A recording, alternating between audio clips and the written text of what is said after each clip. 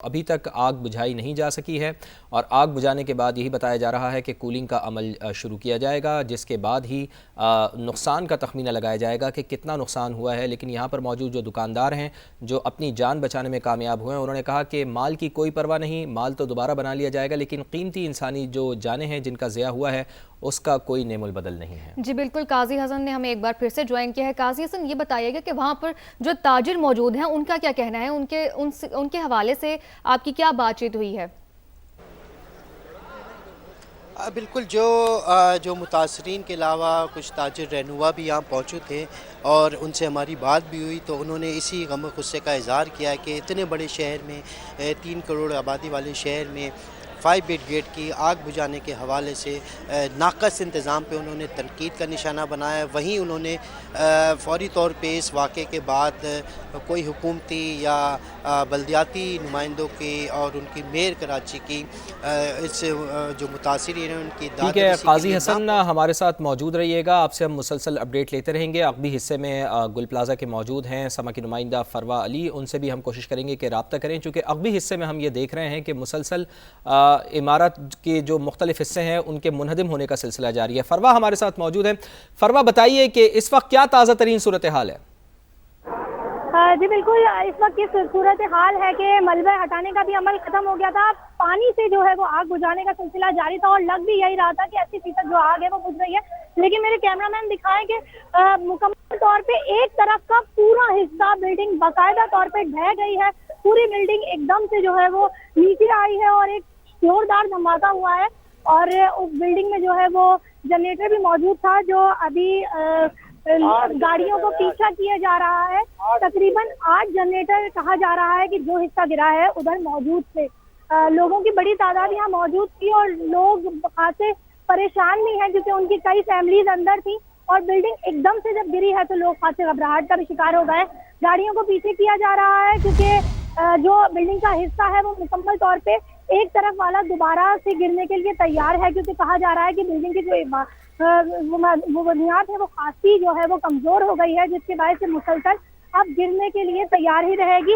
इस तरफ का एक हिस्सा जो अगली हिस्से में है वो सिर्फ बचा है, बाकी मुकम्मल तौर पे जो पूरा हिस्सा था अगली का वो पूरा गिर चुका है। सिर्फ एक हिस्सा बचा है, वो भी सिर्फ एक पिलर पे टिका हुआ है और कहा जा रहा है कि वो भी जल्द गिर चुका होगा। जी ठीक है फरवा, साथ ही रहिएगा। कराची में गुल प्लाजा में जो आग लगी है इसमें इमारत का एक और बड़ा हिस्सा मुनहदिम हो गया है। 8 जनरेटर इस समय मौजूद थे और वो हिस्सा बताया जा रहा है कि जहां पर ये जनरेटर्स मौजूद थे हैवी ड्यूटी जनरेटर से, वो हिस्सा अब मुनहदिम हुआ है। चूँकि जो बिल्डिंग की बुनियाद है वो मुसलसल कमज़ोर हो रही है, इस वजह से मुख्तलिफ हिस्से इमारत के मुनहदिम हो रहे हैं और अक़बी हिस्से में हमने ये देखा है कि एक और हिस्सा गुल प्लाजा की ये जो इमारत है अक़बी हिस्सा मुनहदिम हुआ है। और जैसे जैसे इमारत मुनहदिम हो रही है, जैसे जैसे यहाँ पर आग की शिद्दत मज़ीद बढ़ रही है, वैसे वैसे यहाँ पर जो लोग हैं उनकी उम्मीदें भी अब दम तोड़ती जा रही हैं। चूँकि बहुत से अफराद जिस वक्त ये आग लगी उस वक्त इस इमारत में मौजूद थे, गुल प्लाजा की इमारत में मौजूद थे और ऐनी शाहिदीन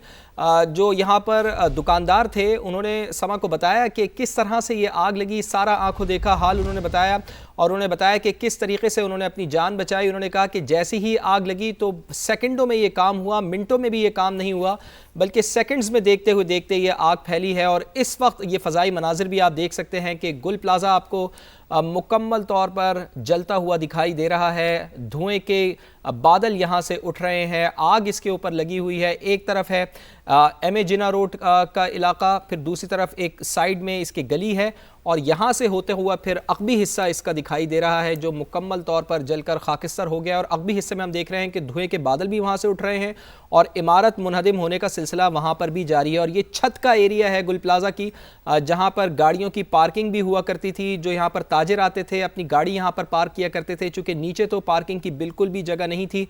जो आम अफराद शॉपिंग के लिए आते थे, ख़रीदारी के लिए आते थे, वो तो कहीं ना कहीं गुल प्लाजा के बाहर गाड़ियाँ पार्क कर लिया करते थे, लेकिन जो यहाँ पर ताजिर हजरात थे अपनी गाड़ियाँ छतों पर पार्क किया करते थे। यही वजह है कि कुछ गाड़ियाँ हमें गुल प्लाजा की छत पर दिखाई दे रही हैं, लेकिन जो धुएं के बादल हैं वो गहरे होते हुए दिखाई दे रहे हैं। मोनिस अहमद समा के नुमाइंदे हमारे साथ मौजूद हैं। जी बिल्कुल, मोनिस अहमद, आप बताइएगा कि आप इस वक्त क्या सूरत हाल देख रहे हैं, ताज़ा तरीन क्या अपडेट्स हैं?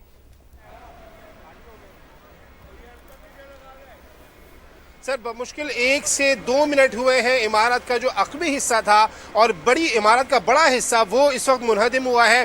कैमरामैन राशिद इरशाद आपको दिखाएंगे जहां से धुएं के गहरे बादल आपको नजर आ रहे हैं। यहाँ पे कुछ देर पहले डिप्टी मेयर सलमान अब्दुल्ला मुराद IG सिंध भी मौजूद थे। वहां से लोगों को आगे किया था जो फायर फाइटर्स यहाँ पर काम कर रहे थे और वही हुआ जिसका खदशा जाहिर किया जा रहा था कि इमारत का ये हिस्सा इस कदर कमजोर हो चुका था कि अब से चंद लम्हों कबल ये इमारत का बड़ा हिस्सा जो है वो मुनहदिम हो चुका है।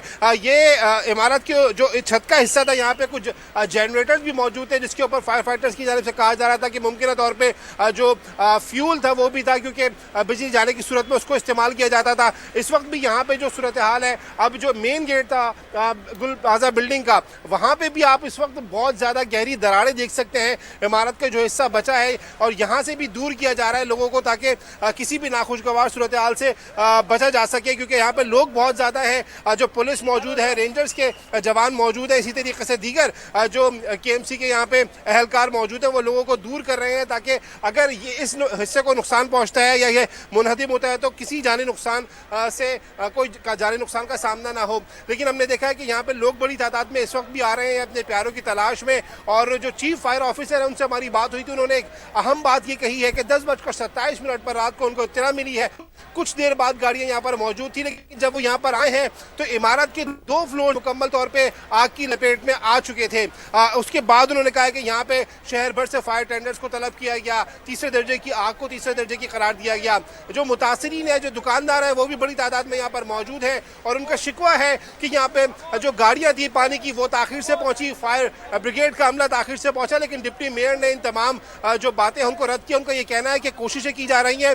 इब्तिदा में कुछ ट्रैफिक के मसाइल सामने आए, कुछ मुश्किलात, लेकिन उसके बाद से अब तक स्मूथ जो है ऑपरेशन यहाँ पर जारी है। उनका ये भी कहना है कि यहाँ पे जो फायर फाइटर्स मौजूद थे उनमें से एक फायर फाइटर जो है उसकी वो भी जाँ बहक हुआ है, जबकि अभी भी यहाँ पे जो शहर भर से फायर ब्रिगेड जो मौजूद है, फायर टेंडर्स, और इस वक्त भी कोशिश ये की जा रही है कि इसको जल्द अज जल्द यहाँ से सूरत हाल को काबू पाया जा सके। लेकिन जो इस वक्त ज़ाहिरी सूरत हाल है, इमारत इस कदर कमज़ोर हो चुकी है कि जितने हिस्से इसके गिर चुके हैं, जो हिस्से इसके कायम हैं, उनका भी खदशा यही है कि वो भी किसी वक्त यहाँ पर गिर सकते हैं क्योंकि आग अंदर भी लगी हुई है। कैमरामैन राशिद इरशाद से कहूँगा अगर आपको थोड़ा सा दिखा सके, कभी कभी वो शोले अंदरूनी हिस्सों से बुलंद होते हुए नजर आते हैं। मोनिस साथ ही रहिएगा।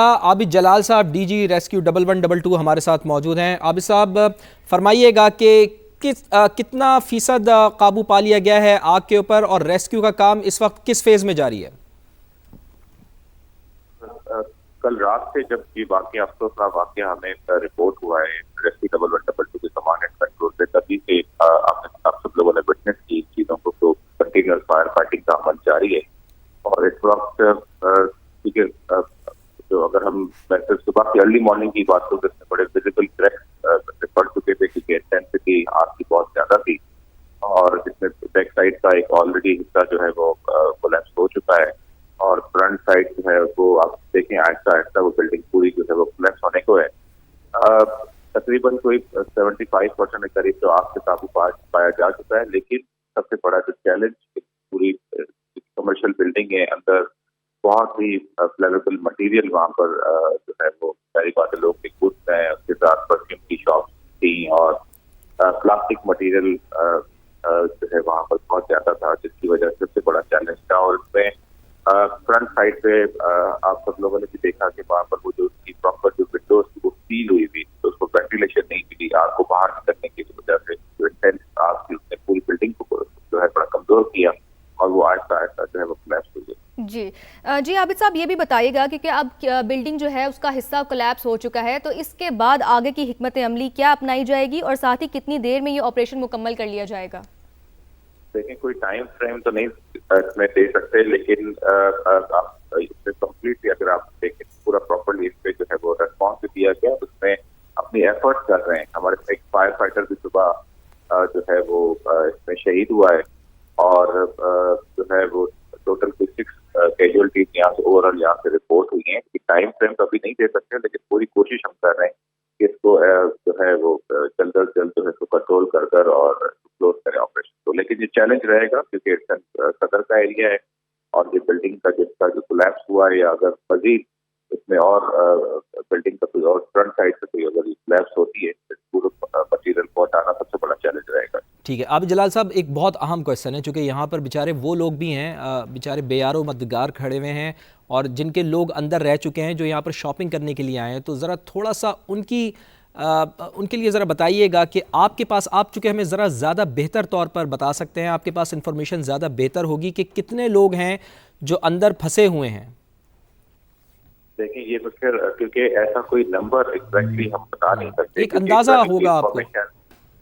देखिए, अंदाजा तब होगा जब हमारे पास एक्चुअल उनके लोग आए, उनकी कितनी फैमिलीज के नंबर हैं जो अंदर खुदा ना खासा उस टाइम वहाँ पर मौजूद थे। तो इस तरह का कुछ नंबर तो नहीं है, लेकिन क्योंकि हम जो रात से जो एफर्ट की जा रही है, बल्कि पूरी रात एफर्ट की गई है बिल्डिंग के अंदर, हमें एंट्री ही नहीं मिल रही थी क्योंकि इंटेंसिटी बहुत ज्यादा थी, स्मोक था बहुत ज्यादा, और की वजह से अभी इसका पता लगाना बहुत मुश्किल है इस टाइम पे कितने लोग अंदर हो सकते हैं। जी, अच्छा, कितने फायर टेंडर्स यहाँ पर मौजूद हैं?